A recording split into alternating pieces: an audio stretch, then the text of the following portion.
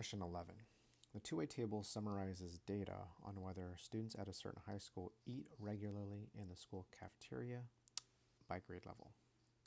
All right, so we have the 4 different grade levels there, and the 2 outcomes: yes, they eat in the cafeteria, or no, they don't.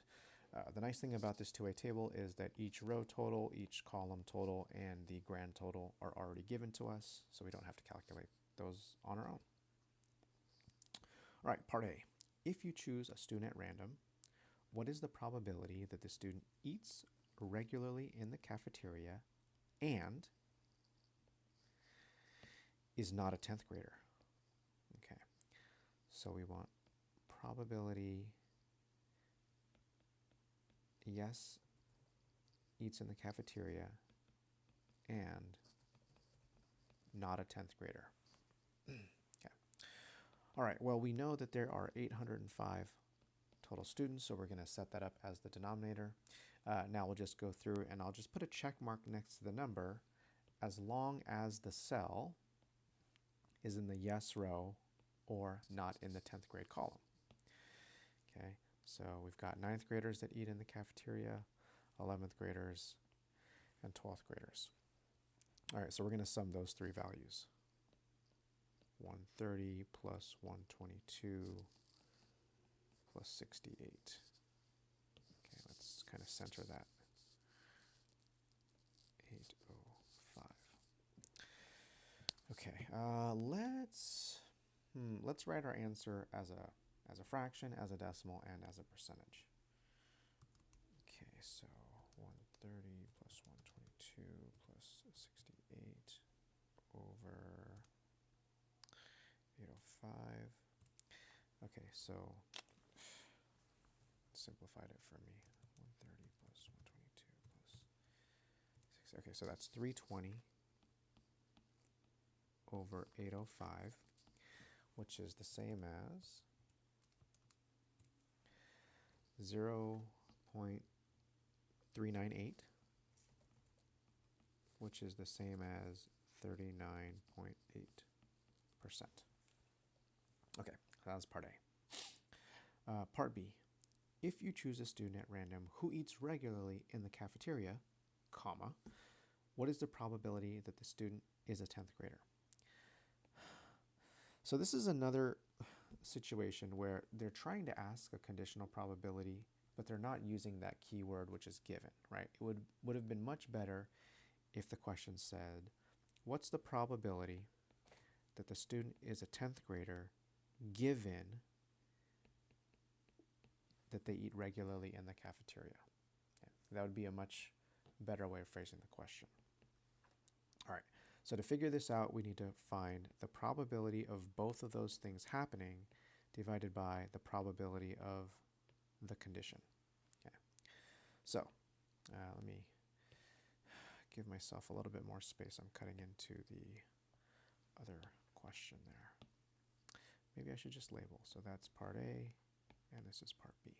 All right, so the probability of both, that is the student is in the 10th grade and eats in the cafeteria, that's 175 over 805.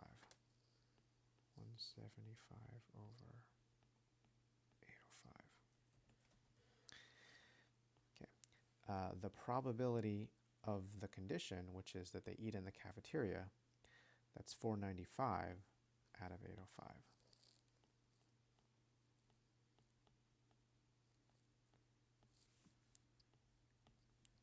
Okay, now it's a little unnecessary for me to write divided by 805 in each part of this fraction because those values are going to cancel each other out, right? So if we simplify this, this is just going to be 175 over 495, right? The 805s just cancel. All right, so that's the answer as a fraction. Let's represent it as a decimal. Okay, it's about 35%, 0.354, and 35.4%, right? So, just for the sake of it, I'm representing the answer 3 different ways: fraction, decimal, and percent. Okay, the last part here, are the events 10th grader and eats regularly in the cafeteria independent? Okay, justify your answer. Okay, so independence occurs when the probability of one event is the same as the probability of that event with a condition and still the same as the probability of that event without a condition. In other words, the probability of A remains unchanged no matter what other events are occurring. Okay. Now, in this context, let's use A to represent being a 10th grader and B can represent eating in the cafeteria. So this is going to look like probability of 10th grader equals probability of 10th grader given yes, they eat in the cafeteria, and probability of 10th grader given, I guess I could just write no instead of the complement of yes. No, they don't eat in the cafeteria. All right. Right now, we don't know if these three probabilities are equal or not. We'll use a table to determine this. Okay. All right. So the probability of selecting a 10th grader is 209 out of 805. 209 over 805.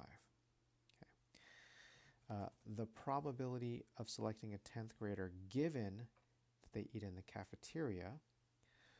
Okay, so we'll focus our attention right here.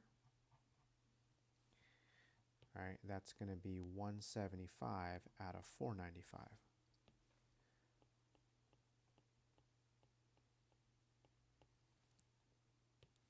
Okay, the probability of selecting a 10th grader given they don't eat in the cafeteria.